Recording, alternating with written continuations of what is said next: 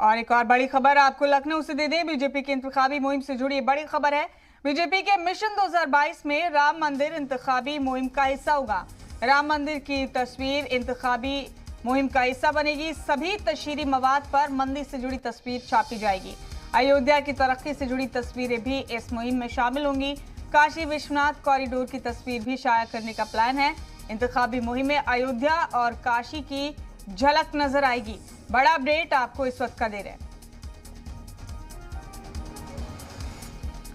2022 assembly इंतखाब के मद्देनजर BJP की तशहीर मुहिम के दौरान अयोध्या को बड़ा तशहीरी मुद्दा बनाया जाएगा। अयोध्या की तस्वीरें, राम मंदिर की तस्वीरें, काशी की तस्वीरें बीजेपी के तमाम तशहीरी मवाद पर शाया की जाएंगी।